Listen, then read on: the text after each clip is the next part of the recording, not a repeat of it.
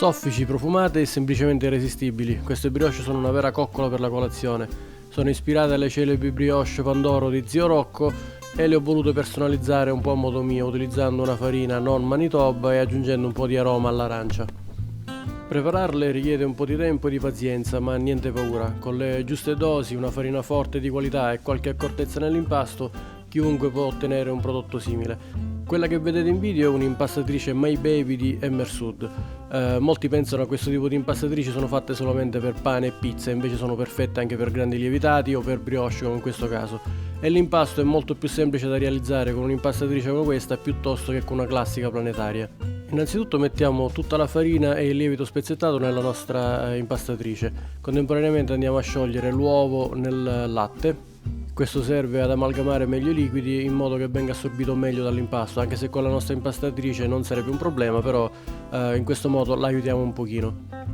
Io sconsiglio di utilizzare una farina Manitoba perché essendo molto forte renderà l'impasto un po' più tenace, mentre se utilizzate un'impastatrice come questa va benissimo una farina di grado forte ma non come la Manitoba. Io ad esempio sto utilizzando una Caputo Blu che va benissimo per questo tipo di brioche. Dato che la nostra impastatrice ha la possibilità di lavorare in retromarcia, facciamo girare un po' la farina in modo da farla aerare un po' e mescolarla con il lievito. In questo modo verrà ancora più semplice lavorare l'impasto. Versiamo i 2/3 di latte e uova nella nostra impastatrice e iniziamo a impastare. A dire il vero potremmo versare direttamente tutti i liquidi in una sola volta, perché grazie a questa impastatrice riusciremo comunque ad ottenere un ottimo impasto, ma non tutti hanno a disposizione un gioiellino come questo, quindi andiamo per gradi, quindi aggiungiamo nei 2/3 e cominciamo a impastare. Naturalmente partiamo a bassa velocità in modo da far amalgamare gli ingredienti e poi procederemo aumentando un po' la velocità. Nel frattempo prepariamo il burro a tocchettini e così possiamo averlo a temperatura ambiente e sia abbastanza morbido da essere assorbito facilmente dall'impasto.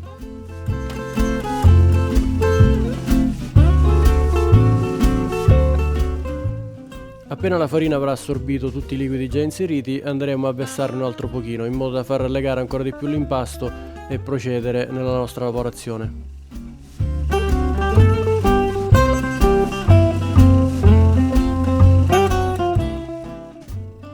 Inseriamo zucchero e sale contemporaneamente, li facciamo assorbire dal nostro impasto e poi procederemo ancora con altri liquidi.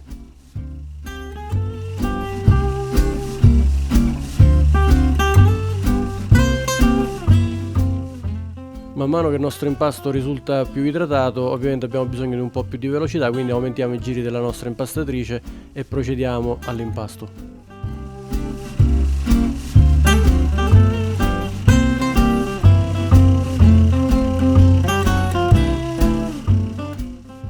Se all'angolino della ciotola dell'impastatrice rimane un po' di farina, magari versiamoci sopra un po' del liquido che è rimasto in modo da poterlo staccare e farlo includere nell'impasto.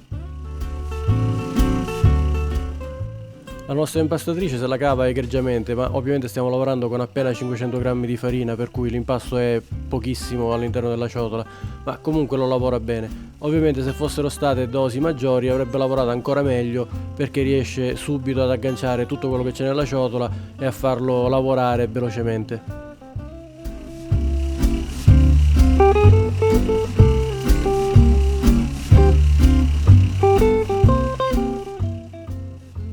Lasciamo lavorare la nostra impastatrice finché non avrà formato un impasto liscio ed omogeneo, poi dovremmo inserire anche il burro.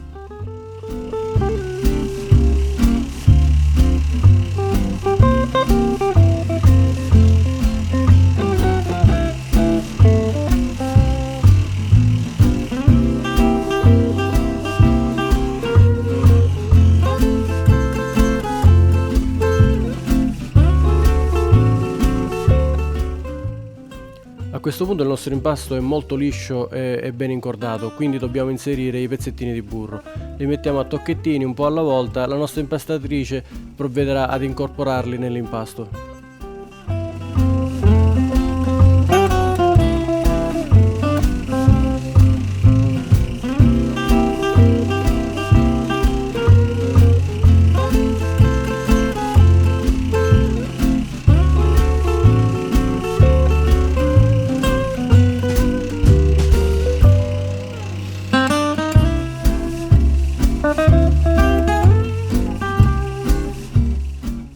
Aspettiamo il tempo necessario affinché tutti i pezzetti di burro vengano incorporati nell'impasto, poi trasferiremo l'impasto stesso sulla nostra spianatoia e daremo qualche piega. Prima di chiudere l'impasto nell'impastatrice aggiungiamo qualche gocciolina di aroma all'arancia.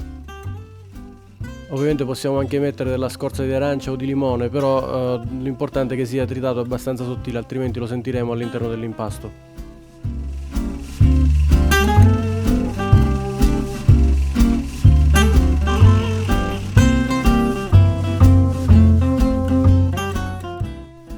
Trasferiamo l'impasto sulla nostra spianatoia. L'impasto, essendo ad alta idratazione, potrebbe attaccarsi un po' alla spianatoia, quindi potete mettere un po' di farina, ma io vi consiglio di utilizzare lo staccante, così non andiamo ad alterare la composizione dell'impasto e comunque non si attaccherà sull'acciaio del ripiano.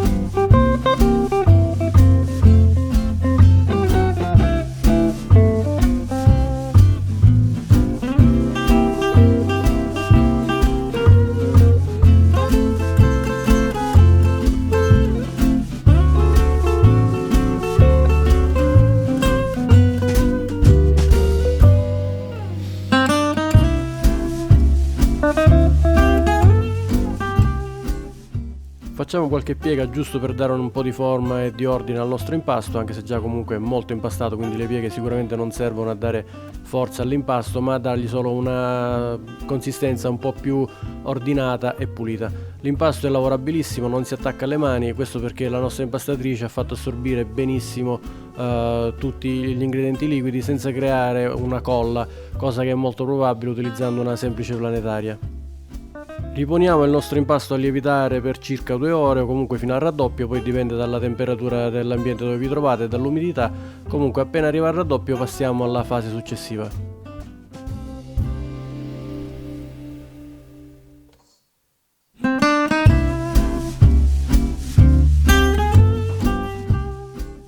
Un altro po' di staccante spray direttamente sulla spianatoia e procediamo.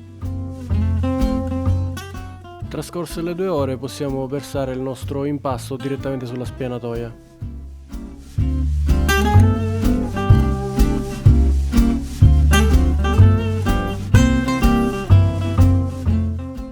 Adesso porzioniamolo a panetti da circa 160 grammi, più li fate uguali meglio è, così la cottura sarà uniforme anche ai tempi di lievitazione, quindi occhio, se dovete aggiungere un pezzettino non è un problema, tanto ancora dovranno lievitare altre 2 ore, infatti vedete io ne sto aggiungendo un po', quindi procedete senza farvi troppi problemi.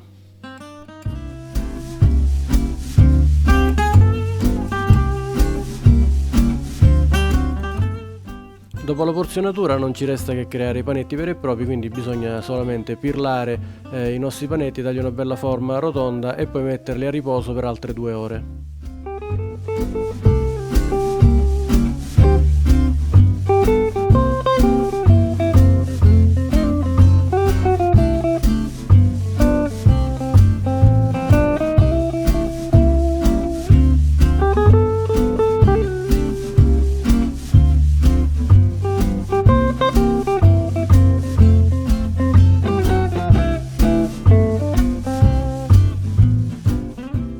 Se lasciassimo lievitare i nostri panetti nella cassetta di lievitazione o in un contenitore senza pareti adeguate, i nostri panetti collasserebbero su loro stessi e quindi non avremmo la stessa morbidezza delle nostre brioche. Quindi ho preso dei contenitori di alluminio monoporzione, utilizzerò un pochettino di staccante per evitare che si attacchino e metterò i panetti a lievitare al loro interno per circa 2 ore.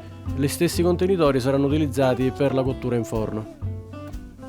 Vi sconsiglio di farli lievitare in contenitori di plastica e poi trasferirli in una teglia, perché anche la cottura ha bisogno delle pareti del contenitore e quindi per evitare che le brioche possano collassare lasciatele all'interno dei contenitori. Tra l'altro costano pochissimo, si trovano tranquillamente in tutti i supermercati.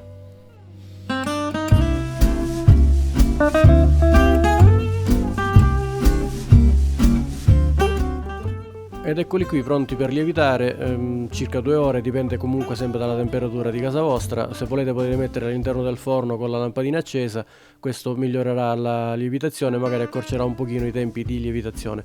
Comunque indicativamente 2 ore, comunque devono in ogni caso raddoppiare. Ecco le nostre brioche perfettamente lievitate. Adesso dobbiamo unire un tuorlo d'uovo e un po' di latte e con il risultato spennellare la superficie dei nostri panetti. Questo gli regalerà un bellissimo colore brunito e anche un sapore molto particolare. Non eccedete troppo con l'uovo, altrimenti poi si sentirà troppo il sapore.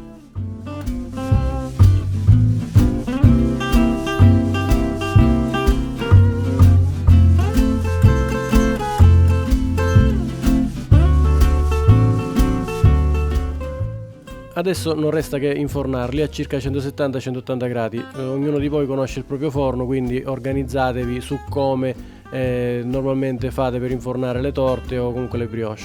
In questo caso il mio a circa 170 gradi va più che bene, tempi di cottura 15 minuti. Al termine dei 15 minuti le nostre brioche saranno perfettamente dorate e possiamo tirarle fuori dal forno. Se avete lavorato bene le brioche saranno morbidissime e non avete bisogno di bagnare con il latte la superficie per ammorbidirle di nuovo. Infatti alcuni utilizzano questa tecnica con il latte caldo da spennellare sulle brioche per renderle più morbide. Se avete lavorato bene non c'è bisogno, sono una nuvoletta e sono morbidissime anche nella superficie. Le brioche sono già buonissime così, ma se volete renderle ancora più golose fate un piccolo taglio e andate a inserire il vostro ripiano preferito. Può essere crema, Nutella, marmellata, qualsiasi cosa vi possa fare piacere. Io ho creato un po' di crema con vaniglia, panna e latte e devo dire che è l'ideale per questo tipo di brioche. Ovviamente potete assaggiarle anche quando sono ancora tiepide, ma secondo me conviene aspettare che siano fredde perché rimangono morbidissime e la crema dà il meglio di sé.